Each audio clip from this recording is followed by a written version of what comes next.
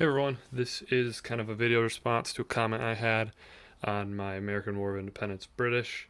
This was from Dan. He asked how I do the red on my British. So I use a kind of a triad of colors. These are all model color Vallejo.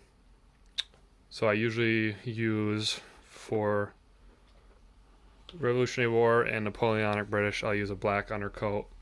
I'll build up from there. I'll use either Hall Red or just red as my first coat, covering it real nicely, building up from that black. I'll then go and do all my other colors that are needed on the figure. So that would be the gray and the whatever the haversack color is and the canteen. Then I'll do a black wash of Citadel Nuln Oil. So that darkens it considerably. I'll go back through with another layer of either the red or the Hall Red as that primary paint, and then I'll come in with the next coat, which is flat red. So I'll leave a lot of that original color in the recesses, trying to build up that contrast for since they're 28mm figures. But I'll use that flat red pretty. I'll use a lot of it, I should say. It really builds that color up, and then I'll come in with that third color, which is scarlet, and just hit the real top sides. Or for this, if it's a colonel, then their uniforms were brighter, more scarlet, nicer quality, better dye, so it'll be brighter. So I'll use more of that scarlet.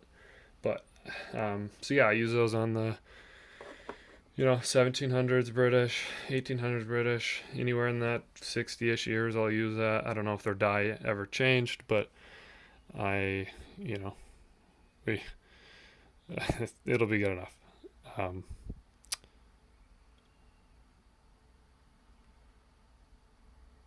we go. So, because I like that triad enough, here's some Swiss Napoleonics. So I use it for that. And again, the colonel. So hopefully that was helpful to you, Dan, and anyone else that is fielding these armies. It's a pretty common color, and yeah, I used to hate painting red.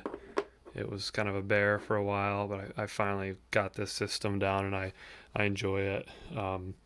Now that color that I dislike has turned into white, and painting white, which I think is more of a common color that people try to stay away from,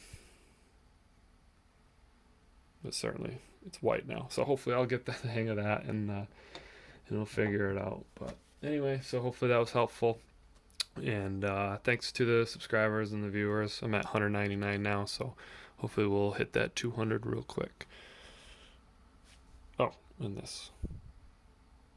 See, this, I find myself doing this a lot. I'll go in and I'll do some Napoleonics. I'll do 10 or 15 or whatever the amount the case is, and then I'll just start picking ancients back up because they're so easy, they're so fast, and it's very enjoyable. It's a nice change of pace and definitely a different style of painting. So yeah, anyway, okay, we'll see you guys.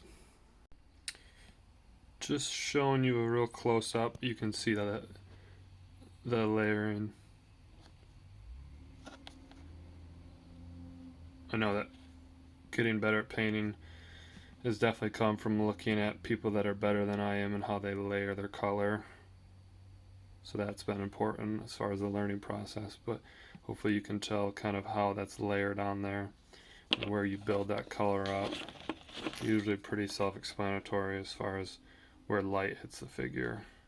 So you can't tell. See, I use a different back color. I think I used the normal red, so the layering is a little bit different than per se on the nappy. So, all right, see you guys.